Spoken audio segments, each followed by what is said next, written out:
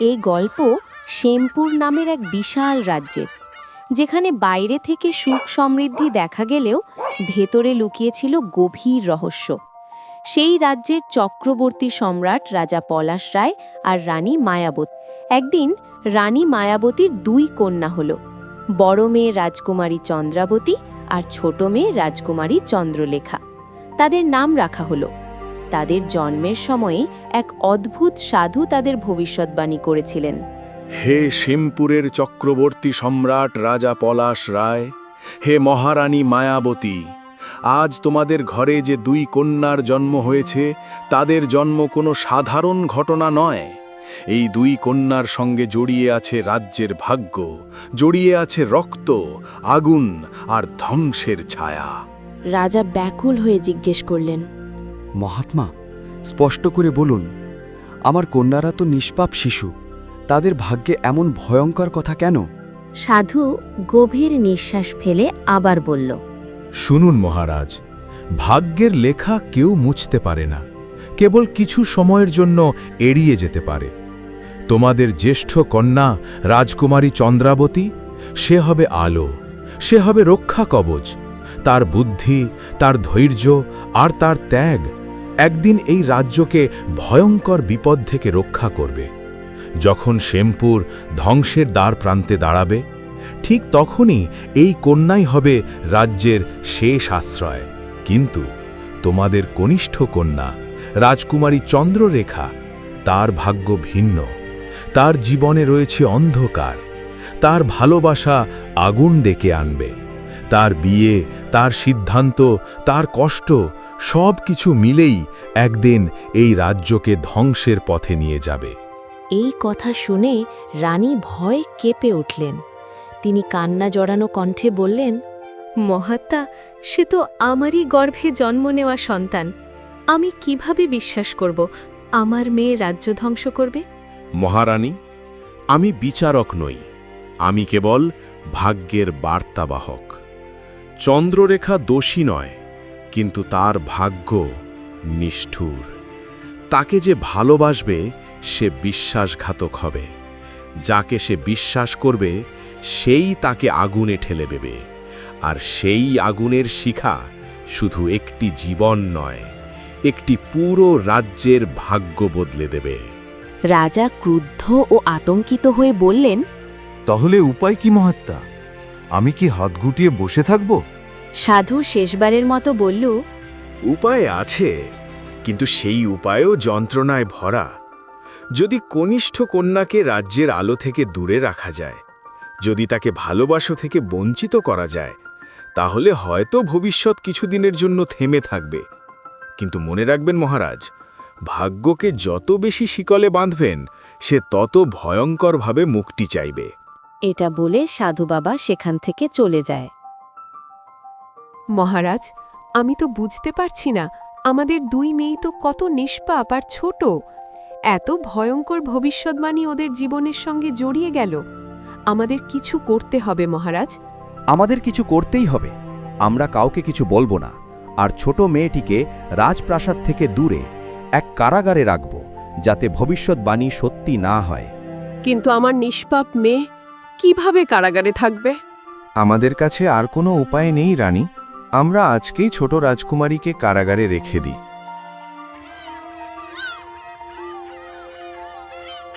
এইভাবেই সময় গড়িয়ে যায়, আর দেখতে দেখতে 17 বছর কেটে যায়। এরই মাঝে লোকেরা ফিসফিস করে বলতে থাকে, আরে, তুমি শুনেছ? রাজার এক মেয়ে কারাগারে বন্দী, আর এক অন্য মেয়ে রাজপ্রাসাদের সব সুখ ভোগ করছে। হ্যাঁ, তুমি একদম সঠিক কথাই বলছো। এটা খুব দুঃখের কথা। মহারাজ কিভাবে তার দুই মেয়ের মধ্যে ভেদাভেদ করতে পারে? আমার মনে হচ্ছে মহারাজ নিশ্চয়ই কিছু লুকোচ্ছেন। চুপ করো। এই কথা যদি মহারাজের কানে যায়, তাহলে আমাদের জিগ কেটে নেওয়া হবে। কিন্তু সত্য লুকিয়ে রাখাও তো পাপ। এই কথা শুনে ফেলে রাজকুমারী চন্দ্রাবতী। এটা কিভাবে হতে পারে? আমার এক বোন কারাগারে বন্দী আছে, আর আমি আজ পর্যন্ত সেটা জানি না। বাবার কাছে এই সম্পর্কে আমার জানা উচিত। এটা বলে রাজকুমারী চন্দ্রাবতী মহারাজের কাছে যেতে লাগে। মহারাজ, আজ আমি আপনার কন্যা হয়ে নয়, আজ আমি একজন সত্যের অনুসন্ধানী হয়ে দাঁড়িয়েছি। প্রাসাদের অন্ধকার করিডোরে এমন কিছু কথা শুনেছি যা আমার ঘুম কেড়ে নিয়েছে। লোকেরা বলছে এই প্রাসাদে আমার এক বোন আছে যাকে আলো থেকে দূরে রাখা হয়েছে। আপনি কি আমাকে বলবেন এই কথা কি সত্য? চন্দ্রাবতী, কিছু প্রশ্নের উত্তর জানা ভালো নয়। কিছু সত্য এমন যা জানলে হৃদয় ভেঙে যায়। হৃদয় ভাঙার ভয় দেখিয়ে সত্য লুকিয়ে রাখা যায় না মহারাজ। যদি আমার এক বোন থাকে তাহলে তাকে অস্বীকার করে আপনি আমাকে কিভাবে রাজ্যের ভবিষ্যৎ ভাবেন? হ্যাঁ, তোমার এক বোন আছে, তার নাম চন্দ্ররেখা। সে নির্দোষ, কিন্তু তার জন্মের সঙ্গে এমন ভবিষ্যৎ জড়িয়েছিল যা এই রাজ্যের জন্য ভয়ঙ্কর। ভবিষ্যৎবাণী কি মানুষের চেয়ে বড়? একটা কথা শুনে আপনি আপনার নিজের মেয়েকে 17 বছর অন্ধকারে বন্দি রাখলেন। আমি শুধু বাবা নই, আমি এই রাজ্যের রক্ষক। যদি আমি দুর্বল হতাম, আজ হয়তো শ্যামপুর ধ্বংস হয়ে যেত। আমি নিজের হৃদয়কে বলি দিয়েছি এই রাজ্যের জন্য। এই কথা বলে মহারাজ সেখান থেকে চলে যায়।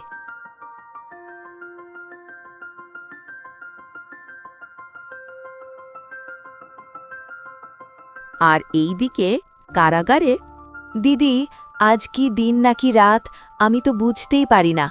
আমার শরীরটা ভারী হয়ে আসছে, মনে হচ্ছে আমি এখানেই মরে যাব। রাজকুমারী, আজ পূর্ণিমা, বাইরে আকাশে চাঁদ উঠেছে, কিন্তু আপনার কপালে চাঁদের আলো নেই।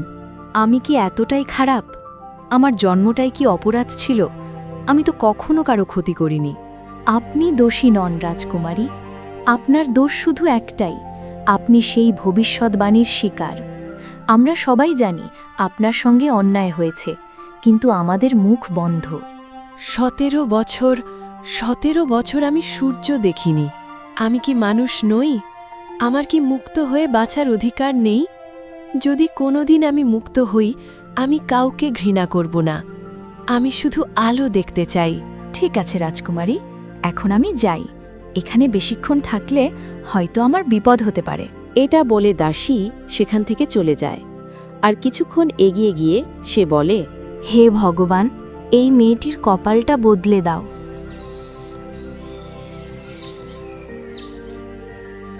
একদিন রাতে রাজকুমারী চন্দ্রাবতী প্রাসাদের ছাদে হাঁটছিল। তখন সে কারো যেন কান্না করার শব্দ শুনতে পায়। আরে, এত রাতে কান্নার শব্দ কোথা থেকে আসছে? আমাকে এটা দেখা উচিত। রাজকুমারী চন্দ্রাবতী শব্দের অনুসরণ করে রাজপ্রাসাদের দরজার সামনে চলে আসে। এই সময় প্রাসাদের বাইরে থেকে এই কান্নার স্বর কিভাবে আসে? আমার বাইরে যাওয়া উচিত নয়। যদি বাবা জানতে পারে তো অনেক রাগ করবে। সে ফিরতে লাগে। তখন সে কারো যেন কথা শুনতে পায়। তুমি যদি তোমার বোনের সত্যি জানতে চাও, তাহলে কালকে সকালে জঙ্গলের গুহায় চলে আসবে। ওখানে তুমি সব জানতে পারবে। এটা আবার কার কথা? আর আমার বোনের কি এমন সত্য আছে যেটা আমি গুহায় জানতে পারবো? আমাকে কালকে সেখানে যেতেই হবে।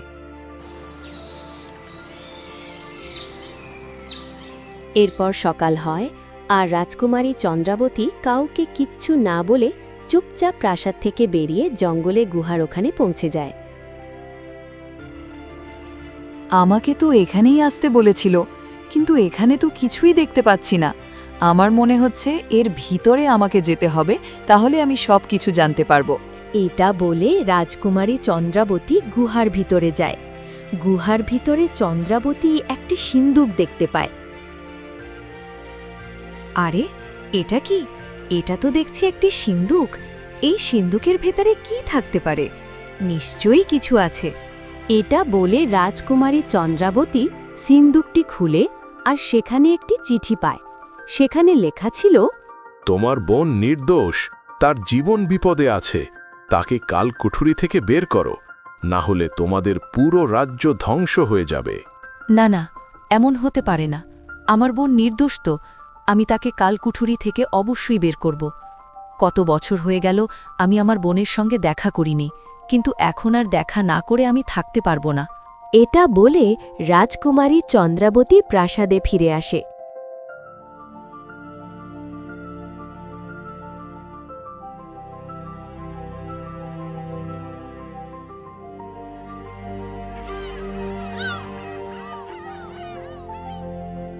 আর রাতে কাল কুঠুরির দিকে যেতে লাগে।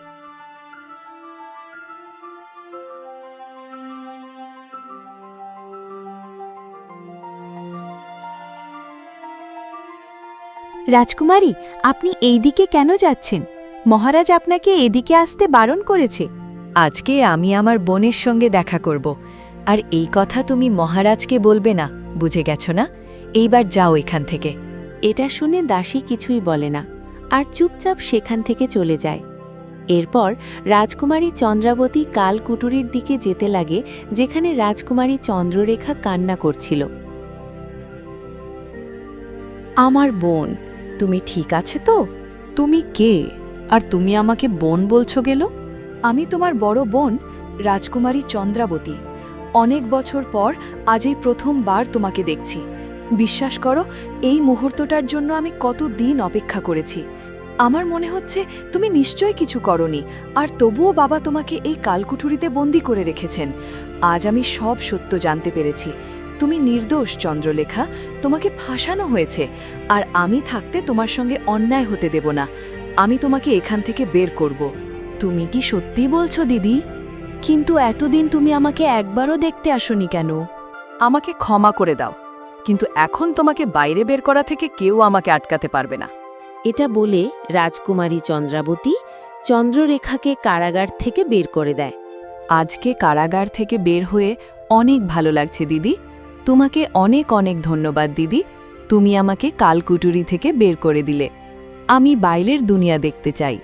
এখন চলো, তুমি পুরো মহল ঘুরবে আর আবার এই কালকুটুরিতে চলে আসবে। এখন থেকে আমি প্রতিদিন তোমাকে ঘোরার জন্য কারাগার খুলে দেব, যতদিন না পর্যন্ত বাবাকে সবকিছু বোঝাতে পারছি তোমাকে সবসময়ের জন্য বাইরে আনতে। ততদিন তুমি কালকুটুরিতে থাকবে, ঠিক আছে? ঠিক আছে দিদি, আমি আজকে অনেক খুশি। আমি আজকে প্রথমবার বাইরে বেরোলাম। এখন আমি পুরো মহল ঘুরব। এরপর তারা পুরো রাজপ্রাসাদ ঘুরতে থাকে, যেটা দেখে রাজকুমারী চন্দ্ররেখা অনেক খুশি হয়ে যায়।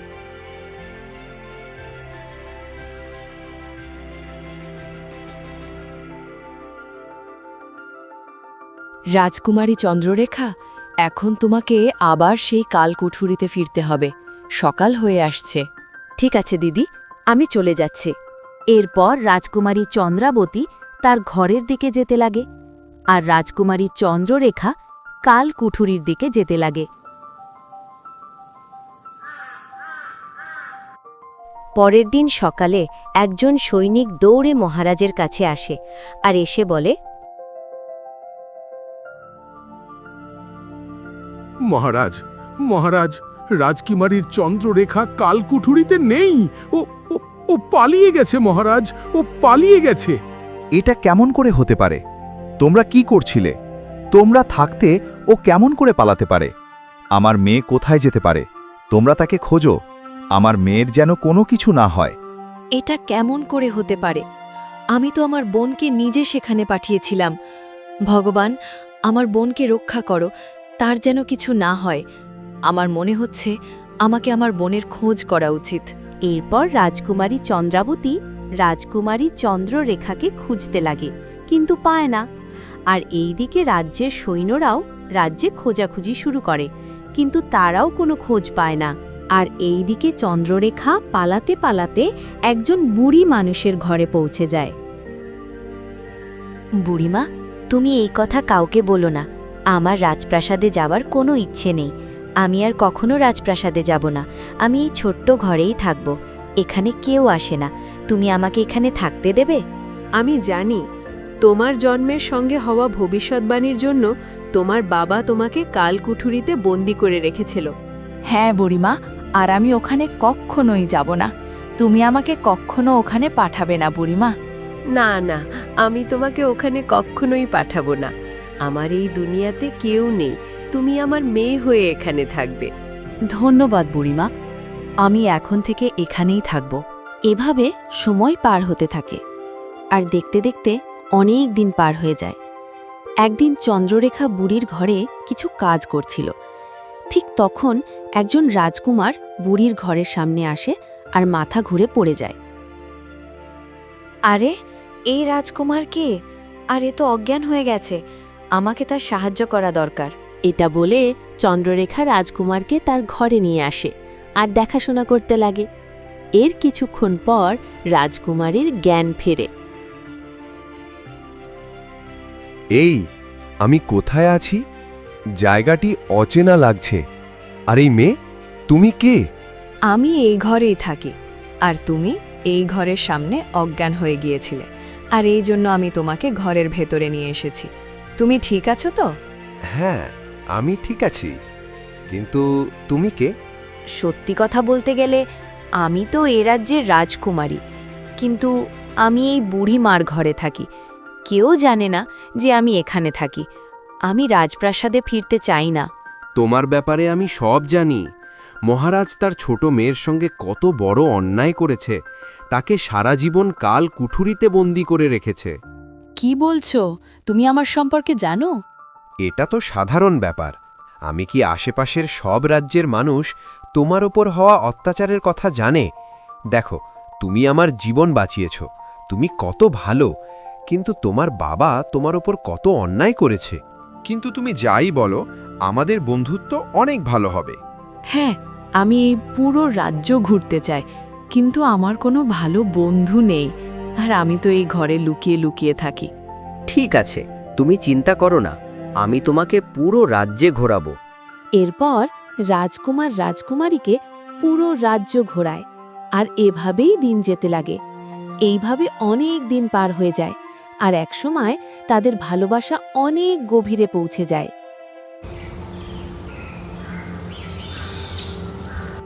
আর এভাবেই একদিন রাজকুমার শান্ত বুড়ির ঘরে আসে।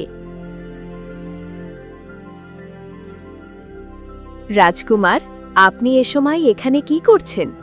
আমি রাজকুমারী চন্দ্ররেখা সঙ্গে দেখা করতে এসেছি, আর আমি তাকে বিয়ে করতে চাই। তুমি কি সত্য বলছো রাজকুমার? তুমি আমাকে বিয়ে করতে চাও? আমিও তোমার সঙ্গে অনেক সময় পার করেছি, তা আমিও তোমাকে অনেক ভালোবাসি, আর আমি তোমাকে বিয়ে করার জন্য তৈরি আছি। না না রাজকুমারী, তুমি এ বিয়ে করো না। যখন তোমার জন্ম হয়েছিল তখন ভবিষ্যৎবাণীতে এটাই বলা হয়েছিল, যখন তোমার বিয়ে হবে তখন এই পুরো রাজ্য ধ্বংস হয়ে যাবে। তুমি এমন করো না, আমি তোমার ভালো চাই। ঠিক আছে বুড়িমা, আমি তোমার ঘরে থাকি তো, আমি তোমার মন ভাঙতে চাই না। রাজকুমার, আমি বিয়ে করতে পারবো না। চন্দ্ররেখা, আমি তোমাকে অনেক ভালোবাসি, আর আমি তোমাকে বিয়ে করতে চাই। কালকে আমি জঙ্গলের একপাশে বিয়ের সব আয়োজন করে বসে থাকব। তুমি যদি সেখানে আসো তাহলে বুঝবো তুমি আমাকে ভালোবাসো, আর যদি তুমি না আসো তাহলে আমি বুঝে নেব তুমি আমাকে ভালোবাসো না। এটা বলে রাজকুমার শান্ত সেখান থেকে চলে যায়। যাই হয়ে যাক, রাজকুমারী, তুমি কালকে ওখানে যেও না। ঠিক আছে বুড়িমা।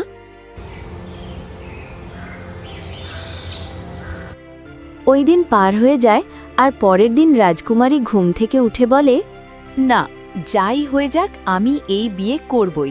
কেননা ওই রকম রাজকুমার আমি আর কোথাও পাবো না, কারণ ওই সেই প্রথম মানুষ যে আমার বিপদে পাশে থেকেছে। এটা বলে চন্দ্ররেখা চুপিসারে ঘর থেকে বেরিয়ে যায়।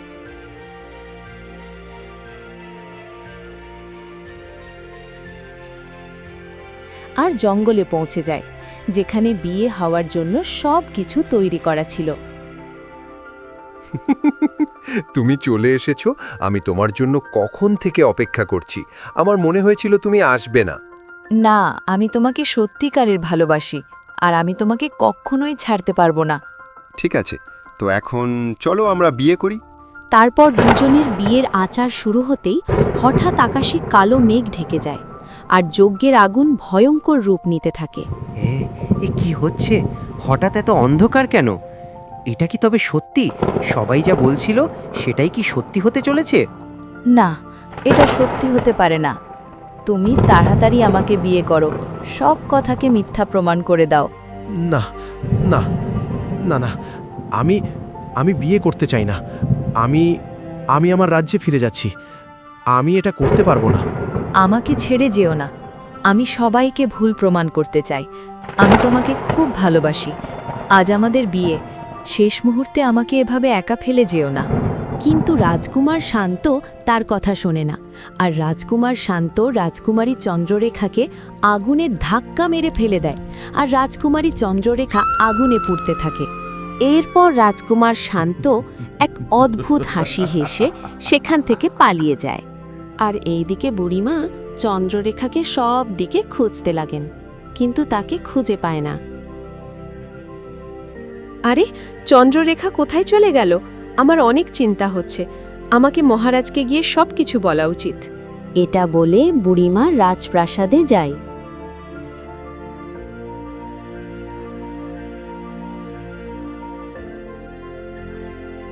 মহারাজ, আপনি আমাকে ক্ষমা করে দিন। আমি আপনার রাজ্যেই থাকি। আপনার মেয়ে রাজকুমারী চন্দ্ররেখা পালিয়ে গিয়ে আমার বাড়িতে থাকছিল, কিন্তু এখন তার খোঁজ নেই। জানি না সে কোথায় চলে গেছে। সে হারিয়ে গেছে। আমি তাকে সব জায়গায় খুঁজেছি, কিন্তু তাকে খুঁজে পাইনি। এটা তুমি কি বলছো? আমার মেয়ে তোমার কাছে আছে, আর তুমি এতদিনে আমাকে কিছুই বলনি? এর ফল তোমাকে পেতে হবে। মহারানী, আমাকে যা শাস্তি দেওয়ার আমাকে দিও, কিন্তু এই সময় রাজকুমারী চন্দ্ররেখাকে বাঁচানো অনেক জরুরি। সে পাশের রাজ্যের রাজকুমার শান্তকে ভালোবাসত, আর আমি তাকে বিয়ে করতে মানা করেছি। কিন্তু সে হয়তো বিয়ে করার জন্য জোর করে চুপি চুপি সে আমার ঘর থেকে বেরিয়ে গেছে। এটা তুমি কি বলছো? ও বিয়ে করতে পারবে না? তুমি কি ভুলে গেছো ভবিষ্যৎবাণী? আমাকে ক্ষমা করে দিন মহারাজ। আর আমি তাই তো এই জন্যই তাকে বারণ করেছিলাম, কিন্তু সে আমার কথা শুনল না, আর সে বিয়ে করতে চলে গেল। জঙ্গল এত বড় যে আমি তাকে একা খুঁজে বের করতে পারবো না, আর তাই আপনাদের সাহায্য চাই মহারাজ। না, এমন হতে পারে না। আমি আমার বোনকে বাঁচিয়ে ছাড়ব মা। আমি আমার বোনকে খুঁজতে যাব। হ্যাঁ, ঠিক আছে, চলো আমরা সবাই মিলে তাকে খুঁজব। এতদিন যাকে যে বিপদের থেকে বাঁচিয়ে রেখেছিলাম সে সেই দিকেই যাচ্ছে। এরপর তারা সবাই জঙ্গলের উদ্দেশ্যে রওনা হয় রাজকুমারী চন্দ্ররেখাকে খোঁজার জন্য। এর কিছুক্ষণ পর তারা সবাই রাজকুমারী চন্দ্ররেখার ওখানে পৌঁছে যায়, যে আগুনে পুড়ে ছাই হয়ে যাচ্ছিল। না না, এমন হতে পারে না। আমার মেয়ে তো আগুনে পুড়ে ছাই হয়ে যাচ্ছে। মহারাজ, আমার মেয়েকে বাঁচান। মহারাজ, আমার মেয়েকে বাঁচান। সৈন্যরা, তোমরা দাঁড়িয়ে দাঁড়িয়ে কি দেখছো? রাজকুমারীকে বাঁচাও। এরপর সৈন্যরা রাজকুমারীকে বাঁচানোর চেষ্টা করে, কিন্তু বাঁচাতে পারে না, আর রাজকুমারী চন্দ্ররেখা আগুনে পুড়ে ছাই হয়ে যায়। মহারাজ, আমরা আসতে অনেক দেরি করে ফেলেছি, যার কারণে রাজকুমারীকে আমরা বাঁচাতে পারলাম না। এটা শুনে মহারাজ অনেক রেগে যায় আর বলে, ওই পাশের রাজ্যের রাজকুমার শান্তর এত বড় সাহস, সে আমার মেয়েকে মেরে ফেলল। এর শাস্তি তাকে অবশ্যই পেতে হবে। সৈন্যরা, তোমরা যাও, সেই রাজ্যের রাজা আর রাজকুমারকে রাজসভায় নিয়ে এসো। যদি না আসতে চায় তাহলে বলো যুদ্ধের জন্যে প্রস্তুত যেন হয়ে যায়। ঠিক আছে মহারাজ, যেমন আপনার আদেশ। এটা বলে সৈনিক পাশের রাজ্যে যায় আর গিয়ে ঘটনাগুলো বলে। আর ঘটনাগুলো শুনে রাজা আর রাজকুমার কিছুই বুঝতে পারে না, আর তারা সৈনিকদের সঙ্গে রাজা পলাশ রায়ের রাজসভায় আসে। মহারাজ, এ কেমন মজা হচ্ছে? কেন আপনি আমাদের এইভাবে ডেকে আনলেন? কি হচ্ছে আমি তো বুঝতে পারছি না। এখন তো বুঝতে পারবে না। তোমার ছেলে আমার মেয়েকে মেরে ফেলেছে। আগে তাকে ভালোবাসার ফাঁদে ফেলে তারপর তাকে বিয়ে করার অজুহাতে জঙ্গলে নিয়ে যায় আর তাকে আগুনে ফেলে দেয়। এই পাপী রাজকুমার, বলো তুমি এটা কেন করলে? তোমার কি ক্ষতি করেছিল আমার মেয়ে? এই আপনি কি বলছেন মহারাজ? আমি তো কিছুই বুঝতে পারছি না। আমি কিভাবে আপনার মেয়েকে প্রেমের জালে ফাঁসাতে পারি? আমি তো কালকেই আমার রাজ্যে ফিরেছি, গুরুকুল থেকে শিক্ষা অর্জন করে, আর আমি জীবনের এই প্রথমবার এই রাজ্যে আসলাম। তো কিভাবে আমি আপনার মেয়েকে মেরে ফেলতে পারি মহারাজ? আচ্ছা, এখন বাঁচার জন্য মিথ্যে কথা বলছো, কিন্তু আমি তোমাকে বাঁচতে দেব না। আমি হলাম চক্রবর্তী সম্রাট। তোমাদের এমন সাজা দেব যেটা দশকের পর দশক মানুষ মনে করলে তাদের গায়ের লোম দাঁড়িয়ে যাবে। তো শাস্তি পাওয়ার জন্য তৈরি হয়ে যাও পাপী। রাজা তাদের শাস্তি দেওয়ার ঘোষণা করতে যাচ্ছিল কি ঠিক তখন একজন গুপ্তচর দৌড়ে আসে। মহারাজ, মহারাজ মহারাজ দাঁড়ান মহারাজ দাঁড়ান। কি হয়েছে? তুমি এভাবে দৌড়ে আসছো কেন? মহারাজ মহারাজ আমি কিছুক্ষণ আগে একটি খবর পেয়েছি যে রাজকুমার রাজকুমারীকে আগুনে ফেলে দিয়েছিল সে এই রাজকুমার নয়, সে তো ছিল আমাদের রাজপুরোহিত শ্যামল, যে করিমগঞ্জ রাজকুমারের ছদ্মবেশ ধারণ করেছিল আর রাজকুমারীকে প্রেমের জালে ফাঁসিয়ে আগুনে ফেলে মেরে ফেলেছে। আর এই কথা আমি জঙ্গলে জানতে পারি একটি গুহার সামনে। আমি ওই দিকেই যাচ্ছিলাম, তখন তার কথা শুনতে পারি। আমি সেখানে গিয়ে দেখি সে তো ছিল আমাদের রাজপুরোহিত শ্যামল। সে জোরে জোরে হাসছিল আর বলছিল আমার স্বপ্ন একটু একটু করে পূরণ হচ্ছে। আর এইভাবেই আমি পুরো রাজ্য ধ্বংস করে দেব। মহারাজ পলাশ রায়, তোমার রাজ্যকে আমি শেষ করে দেব। আর মহারাজ সে এটাও বলছিল আপনার ছোট মেয়ের রাজকুমারী চন্দ্ররেখার ভবিষ্যৎবাণী সেই করেছিল, যেটা ছিল মিথ্যে। সে সাধুর ছদ্মবেশ নিয়ে এসে আপনাকে ভুল বুঝিয়েছে মহারাজ, আর আপনাকে তিলে তিলে কষ্ট দিয়েছে। কি শ্যামল? আমি তো তাকে 28 বছর আগে তাকে ক্ষমার অযোগ্য অপরাধের জন্য রাজ্য থেকে বের করে দিয়েছিলাম। আর এটা ভাবার বিষয়, সে এত শক্তিশালী বিদ্যা কিভাবে অর্জন করল? সেটা তো আমিও বুঝতে পারছি না মহারাজ। সেটা বোঝা যাবে তখনই যখন সে এখানে আসবে। যাও, গিয়ে তাকে বন্দি করে এখানে নিয়ে এসো। সৈন্য সামন্ত একটু বেশি নিয়ে যেও, হয়তো সে আগের চেয়ে অনেক শক্তিশালী হয়ে গিয়েছে। ঠিক আছে মহারাজ। এটা বলে গুপ্তচর সৈন্যদের নিয়ে রাজপুরোহিত শ্যামলকে বন্দি করতে জঙ্গলে চলে যায়। মহারাজ পলাশ রায়, আপনি তো অপরাধীকে পেয়ে গেলেন, কিন্তু আমরা অনেক অপমানিত হলাম। যাই হোক, ওগুলো এখন বাদ দিন। যেহেতু আপনি চক্রবর্তী সম্রাট, তাই আপনি অপমান আমাদের করতেই পারেন। এখন আমাদের রাজ্যে ফিরে যাওয়ার জন্য অনুমতি দিন।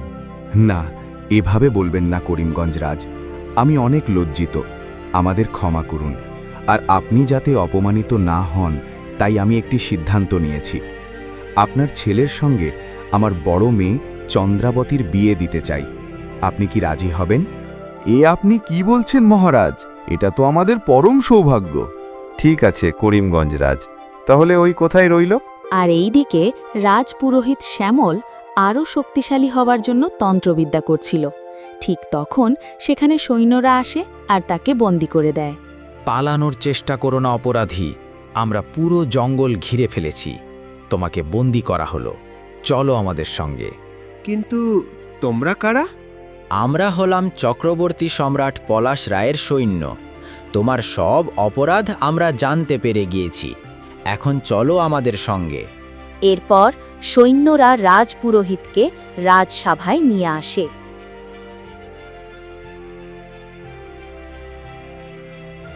রাজপুরোহিত, তোমাকে আমি কত ভালোবাসতাম, আর সেই তুমিই আমার রাজ্যকে ধ্বংস করতে চাইছিলে।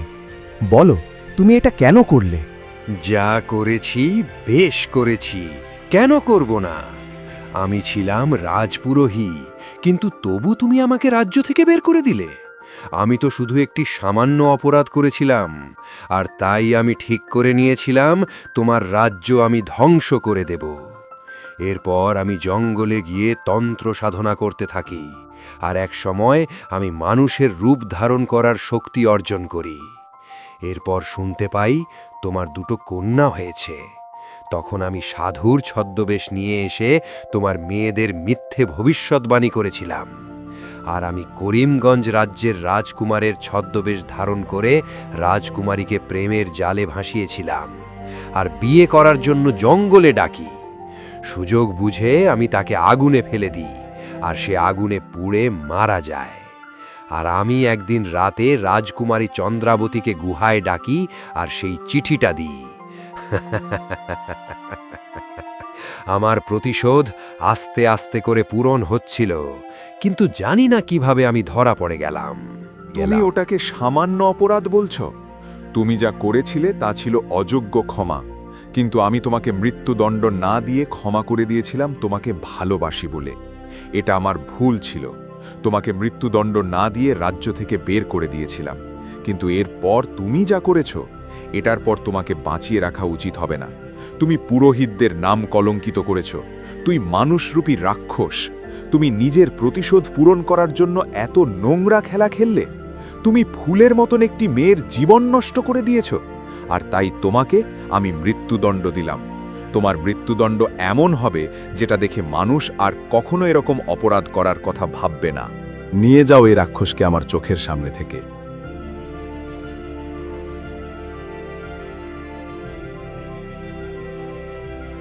এরপর তারা সবাই সেখান থেকে চলে যায়, আর রাজা মাটিতে বসে পড়ে আর জোরে জোরে কান্না করতে লাগে আর বলে, আমাকে ক্ষমা করে দাও আমার ছোট্ট মেয়ে। আমরা তোমার সঙ্গে অনেক অন্যায় করেছি। আমি কি করব? এটা তো এই শয়তানের ষড়যন্ত্র ছিল। এই শয়তানের ষড়যন্ত্রের কারণে আমার ফুলের মতন মেয়ের বুলি হয়ে গেল। আমি কখনো নিজেকে ক্ষমা করতে পারবো না, কখনো না। আমাকে ক্ষমা করে দাও আমার মেয়ে।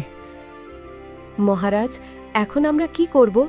এতদিন আমরা নিজের মেয়েকে নিজের হাত দিয়ে কত দুঃখ দিয়েছি। আমার মেয়ে, তুমি কোথায়?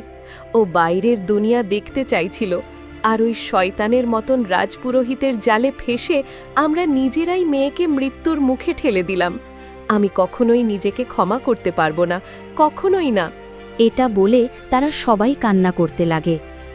আর যখন রাজকুমারী চন্দ্ররেখার সত্য সবার সামনে আসে, তখন সবাই অনেক দুঃখী হয়ে যায়, আর রাজ্যের সবার চোখ থেকে জল গড়িয়ে পড়ে।